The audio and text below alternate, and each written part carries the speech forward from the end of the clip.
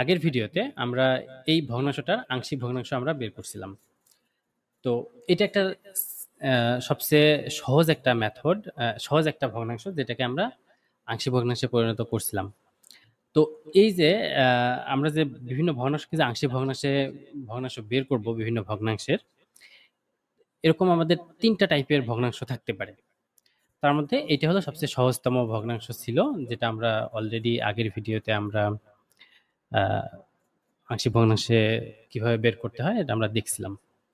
এখন আমরা দেখি, যদি এই হরের মধ্যে যদি ভগ্নাংশটা এরকম থাকতো 3x+4/x+1 x+2 হোল স্কোয়ার।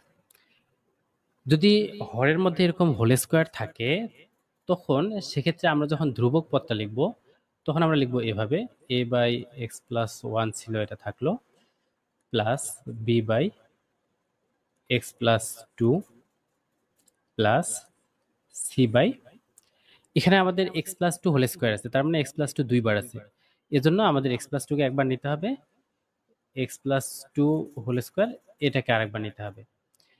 তো সেক্ষেত্রে যদি আমাদের হোল স্কোয়ার থাকে সেটাকে একবার নিতে হবে, আবার হোল স্কোয়ারটাকে আরেকবার নিতে হবে।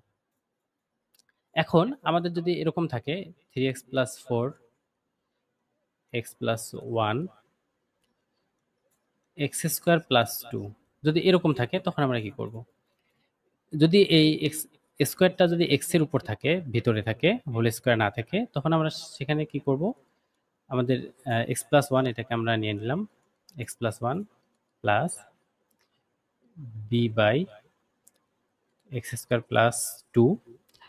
এখন এই x² যখন ভিতরে এক্স এর উপর থাকবে, তখন এর জন্য আমরা এখানে একটা এক্স নেব। তো এখানে আমরা শুধু এক্স রাখতে পারবো না, তখন সেক্ষেত্রে আমরা এর পরের কনস্ট্যান্টটা আমরা লিখব। তার মানে যদি এখানে নিচে এক্স এর উপর স্কোয়ার থাকে, তাহলে আমরা লিখবো bx+c, বা যদি এখানে সি থাকতো তাহলে cx+d, এভাবে। তো আমাদের এই চ্যাপ্টারে যতগুলো আমাদের আংশিক ভগ্নাংশের ম্যাথ আছে, সবগুলো যে কোনো এই 3টা টাইপের মধ্যে পড়বে।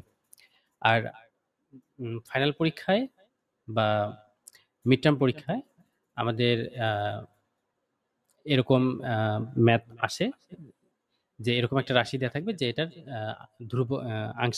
ধ্রুবকের মাধ্যমে আংশিক ভগ্নাংশে প্রকাশ করো। তো এই যে তখন আমরা এ বি সি, এই যে ধ্রুবকগুলোর মাধ্যমে এটাকে আমরা আংশিক ভগ্নাংশে প্রকাশ করে দেখাবো। তো এটাকে যখন আমরা আংশিক ভগ্নাংশে প্রকাশ করে দেখাবো, এটা আমাদের একটা ম্যাথের অ্যান্সার।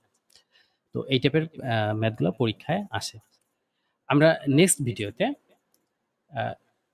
এই ম্যাথটা এবং এই ভগ্নাংশটা এবং এই ভগ্নাংশটা, এই দুই টাইপের যে ভগ্নাংশ যদি থাকে, তাহলে এই দুই টাইপের ভগ্নাংশ আমরা কিভাবে সলভ করব বা কিভাবে এই ভগ্নাংশ থেকে আংশিক ভগ্নাংশ বের করব, সেটা আমরা দেখব।